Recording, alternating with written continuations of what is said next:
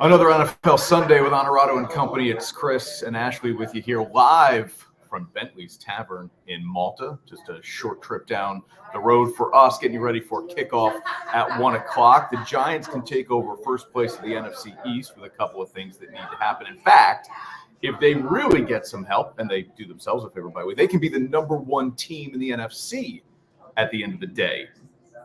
Let that sink in for a little bit. We get Jets-Patriots rivalry again, and the Bills playing back-to-back games in a road stadium. I don't know if that's ever happened before in NFL history, where you would play 2 straight games at a road stadium. I'm willing to bet it hasn't happened. Well, they're going to play in Detroit today, and then they're going to play Thanksgiving Day in the same road stadium. You said in a road stadium. Yeah, in the same road stadium. Yeah, might be a first. Could be. We don't have a crack research staff to do that. No. Yeah, you can't say things you don't know the answer to. Remember? I do it all the time. Here we go. Onorato and company.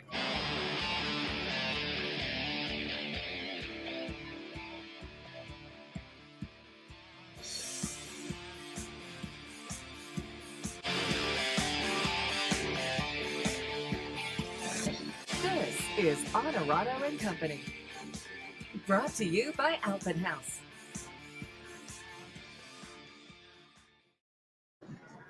Again, live from Bentley's Tavern in Malta and brought to you by, you can see it right there at the top corner of your screen, Pick 6 Vodka.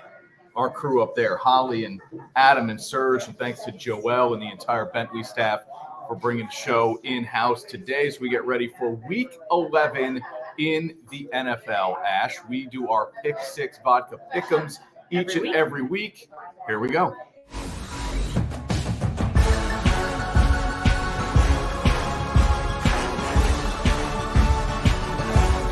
And now, your weekly NFL Pick'em, presented by Pick 6 Vodka. You have been much better of late. I have gone completely in the tank we've for the most part. It's pretty pathetic. Rolls. But let's start with the game of the day as far as a lot of people in the capital region are concerned. Oh, that'd probably be Patriots, Jets, maybe, but either way, keep going. Yeah. You know what I've realized here, too? Okay, yeah, good point. Lions and Giants. New York is home. It's cold. It's windy. That's a game in the Meadowlands for you.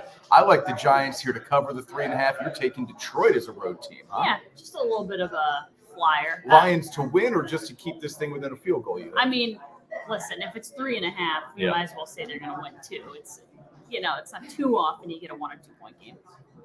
Yeah, it could be 3. Yeah, but listen, Could only Saquon win by Barkley, you hope it's a good environment scenario. The cold weather is good for the run game. Yep. I don't know that any team is going to throw it away. If it's as windy there as it is here, I'm not sure they're going to throw it around much. So you would think that would benefit the Giants, but we'll see. Yeah, Lions run the ball pretty well with Williams and Swift as well. So it may be exactly that, a real ground control game. Now, we made these picks with a spread that was pre-77 inches of snow in Orchard Park and pre-moving the game to Detroit. I'll still stick with Cleveland here because 9.5 is a big number.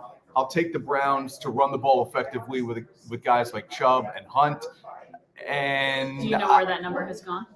Is it down to 8? I don't know. Yeah, I think it's down to 8. Okay. I'm a little surprised it went lower, but I don't know. I guess you're going to put somebody in a indoor facility. And I think it's the travel headaches and all that stuff, they right? just got there yesterday. Yeah. And people want to know what's wrong with Josh Allen. I don't know if there's anything wrong with Josh Allen. He's in a little bit of a slump right now, throwing too many interceptions in the red zone. You like the Bills. I like the Browns here. Game 3 of the day, Jets-Pats. I picked the Jets the first matchup as well, and they lost by 5. It was a non-cover for them at home. I'm back on them again here in New England. Why? I don't know. Something tells me they're going to rally as a road team. The defense will play well. Again, cold, windy, New England, low scoring probably. Give me the Jets. So here's the deal. The graphic says the Patriots. Yep. What do you want to do with that? My email says I picked the Jets. So I'm going to go with the Jets because I'm not going to change my mind. I argued for the Patriots on Onorato and company on Thursday because I thought, listen, we pick it in the middle of the week. you forget. So I'm going to go with the Jets. Again, I'm just not all that impressed with Mac Jones so far. To me, I don't know that they've figured it out yet. I like the Jets as a whole. I think they have some mojo. I think they're feeling good about themselves. And when they play well, it's a good thing. Zach Wilson hasn't quite shown me that he's going to be the franchise quarterback yet, but we've seen glimpses. So Yeah, okay.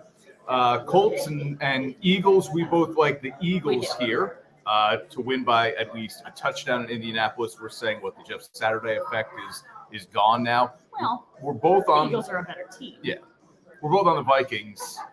This is a pick 'em in a lot of ways, 1.5. But a home dog. You know how much I love to pick home dogs, and Minnesota's just better. I mean, at some point, right, we're going to have to acknowledge the fact that this is a good Vikings team. Kirk Cousins is playing very well. At some point, you have to start believing, and I think Minnesota gets it done today. That's the thing. I've been off the Vikings most of the year. I think I got on them for that Bills game. You did? By a smidge, paid off for me. But yeah, I think it's about time that we consider it, as crazy as it sounds, the Vikings to be one of the best teams in football because their record says they are. They've got some good wins. So I'm going with the Vikings. I don't know if we'll get Trayvon Zeke's Diggs matched up against Justin Jefferson all day. I don't know if he'll travel the field with Jefferson, but that's a great matchup. I think Dalvin Cook has a huge game against the Dallas run defense today. And then the Sunday nighter, NBC and News Channel 13, Chiefs and Chargers, maybe the best game of the day overall. We'll see when that plays out. When we both like the Chiefs here. Yeah. I keep talking about how much I like home dogs. I've picked against 2 home dogs already in this show. We like the Chiefs. Mahomes is the MVP right now for my money. This is a little different. The Chargers as a home dog, they've been as Jekyll and Hyde as any team in the NFL. Right. And it's the Chiefs. Okay, but what if they're Jekyll today or Hyde? Which is the good one? I don't know. Dr. Jekyll and Mr. Hyde. Yeah, I don't know either. Okay. But whatever the good one is, maybe what if Justin Herbert is that tonight in prime time? But you're still playing against the Chiefs, and they generally are always the good. So if you get the good, even if you get the good Chiefs versus the good version of the Chargers, the Chiefs should win that game. Okay. Sunday storylines to follow here. Odell Beckham Jr. is going to start his tour, his free agency tour. Cowboys and Giants are at the top of his list.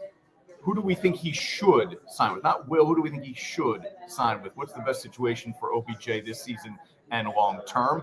The Commanders have announced they're sticking with Taylor Heineke.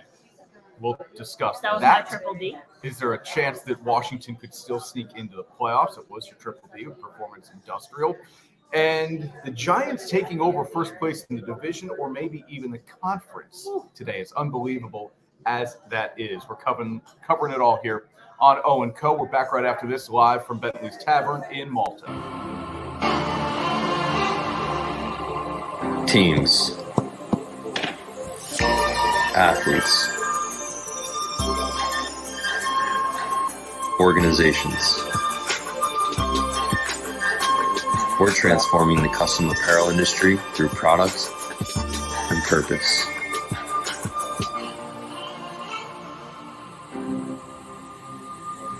Claim your crown.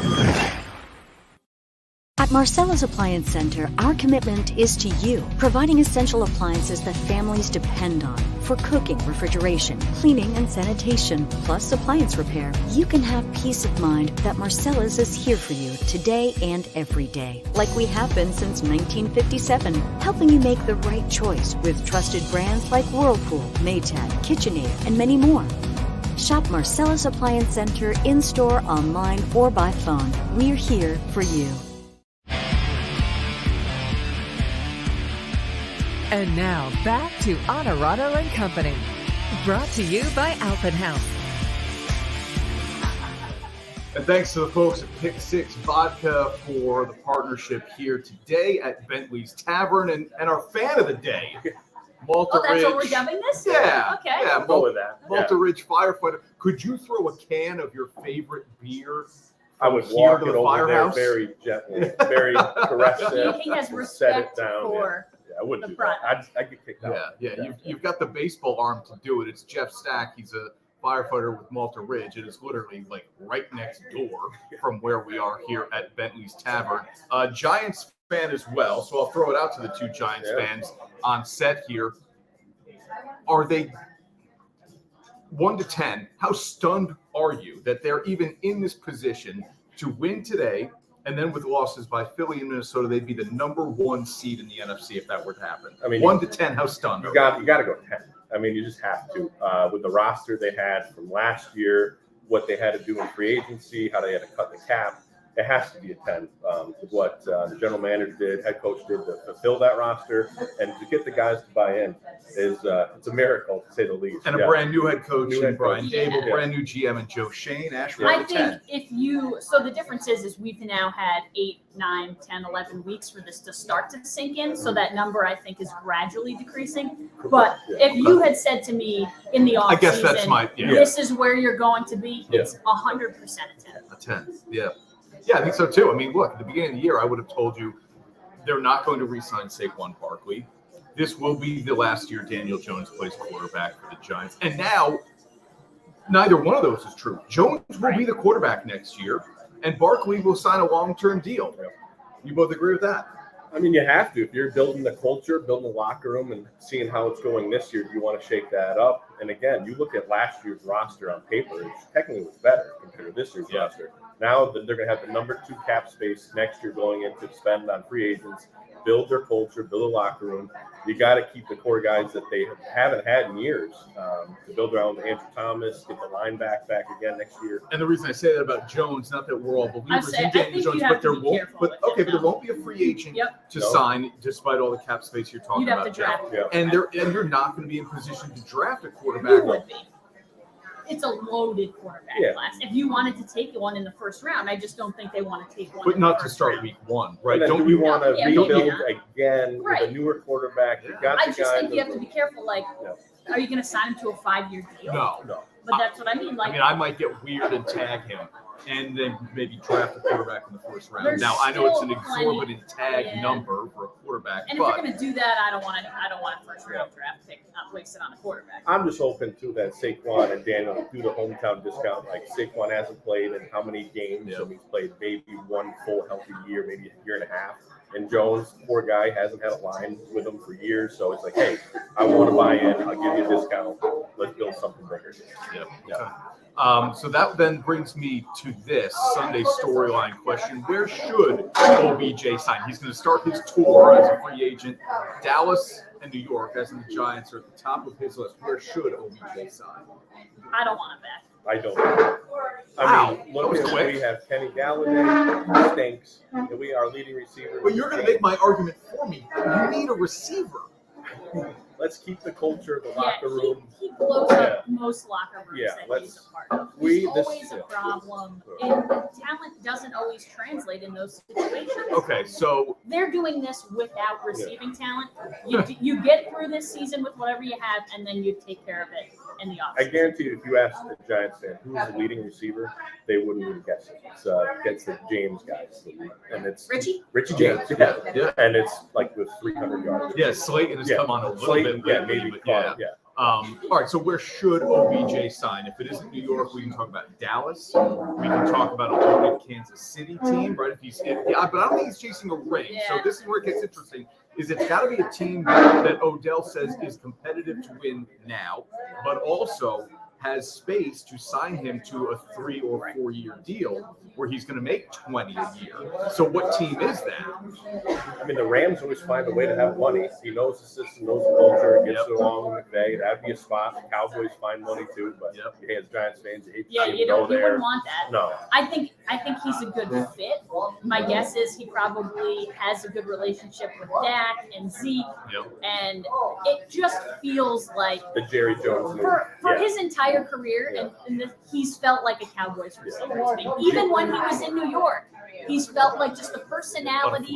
He reminds me a little bit of Irvin when he was with the Cowboys. You hated him, and I almost hated him when he was on our own team. Except he was super talented. He feels like he fits in it. If he does sign with the Giants, we got to remove the kicking nets back. They were blowing around the field already today. You got to take care of that. I think Dallas makes perfect sense. And actually, we'll be talking with Jerry Jones on this week's show coming up on Wednesday. So stay tuned for that.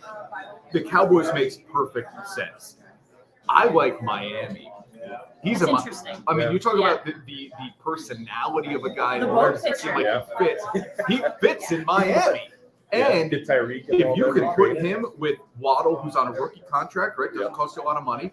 He'll cost you a lot of money, but he's really the only guy. You don't have a running back who's a high pay running back. Tua's on a rookie contract. Miami can squeeze that money into their team. You're telling me Tua can throw to Hill, Waddle, and now OBJ? I love Miami for him. Yeah. Love Miami for him. And I got the good tight end there. And He's good, and he's a free agent. He likely, I think, at this point walks. So there's room for OBJ. There is just one football, but I think there are enough Tua passes to go around in that offense There's never that he'd enough be pretty for happy. OBJ. That's also like he'll have 20 catches and still be upset that he didn't have 25. And we're on the same page. We don't want what I want. All right. I said something. Ash goes, you can't just say things and not know. I say I do it all the time on the show with my predictions. They're always wrong. This is not the first time a team has played back-to-back road games in the same stadium. Katrina, Jeff, you found that the Saints started the year at the Meadowlands, Correct.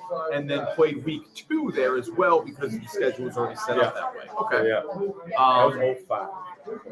And I think we've had even more recently the same team play back-to-back games against the Jets. And I was going to say Yeah. that has to have That been is somewhere. Yeah, Our that research has to have been department was somewhere. pretty thin over there, Yeah. but we did the best. Right, what do you want from us? We're at a sports bar on an NFL Sunday, okay?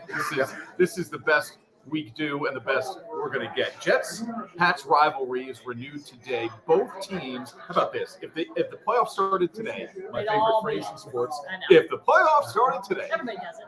everyone in the AFC East would be in, all 4. Now, that's not going to play out, but I think you can get 3 of them in. Yeah. We've talked about the NFC East being similar. Like Yeah. we might get 3 in. Better chance in the NFC East Yeah. that we get 3 than the AFC, because I I agree. could see the I Jets agree. tailing Jets off and a little Patriots bit. maybe sliding. Yeah. Patriots, the offensive issues. But the Jets are in second place as we sit here before kickoff for Week 11, and now this is maybe a little bit of a new addition to this rivalry where the quarterbacks are Mac Jones and Zach Wilson. But it still feels like Robert Saleh wants to beat the Patriots almost as much as Rex Ryan wanted to beat the Patriots back in the day. Game of the day.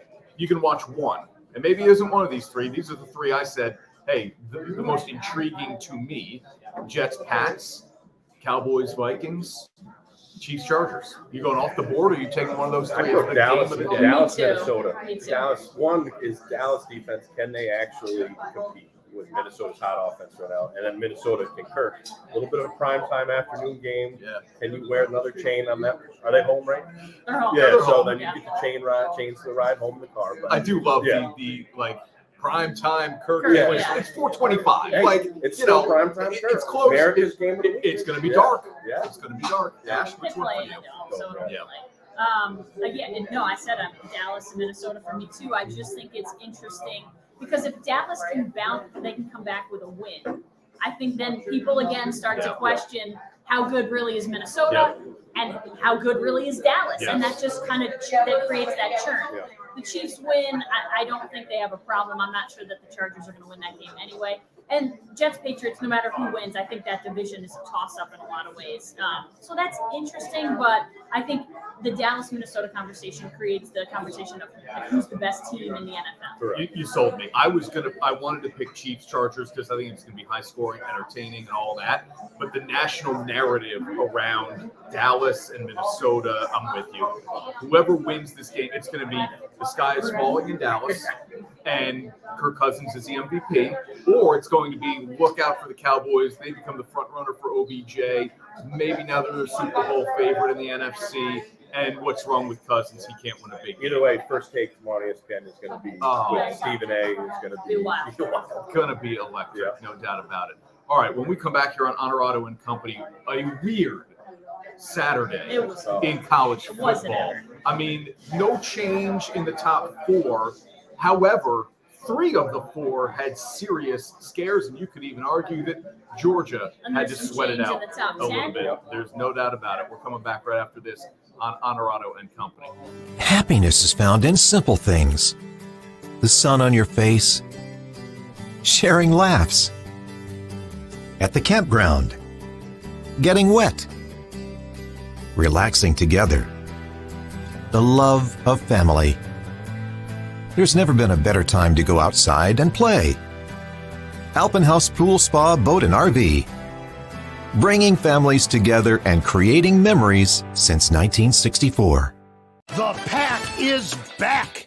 The Albany Firewolves professional indoor lacrosse team returns to the Capital Region and MVP Arena this December. Get your tickets now for our season home opener when we take on UAlbany lacrosse legend Connor Fields and the Rochester Nighthawks on Saturday, December 17th at 7 p.m. Season tickets, flex plans, family packs, and game tickets are on sale now at albanyfirewolves.com. Join the Pack!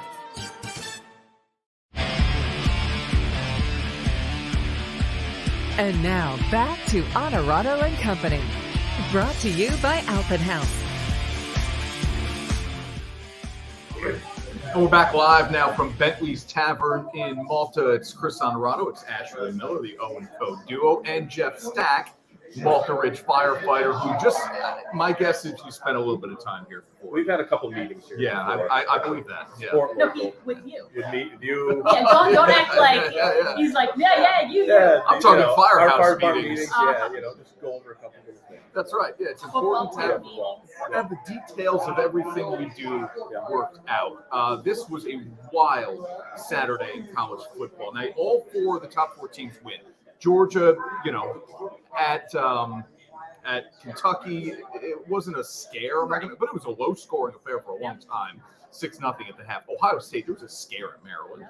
Michigan, there was a scare against Illinois. And TCU was a wild ending. I mean, Michigan won on a game-winning field goal with like 6 seconds. TCU literally ran a play. They ran the ball, 19 seconds left. Had to rush the field goal unit out there. Sonny Dykes afterwards said, we do this every week. Yeah. We practice this every single Thursday. It worked, and so now but 1, teams 2, never 3, do and it 4. well. No, when it comes down to calm. it. Yeah, teams never do it well. It felt calm, and the field goal was good, and TCU wins by 1 on the road yesterday. So all 4 win.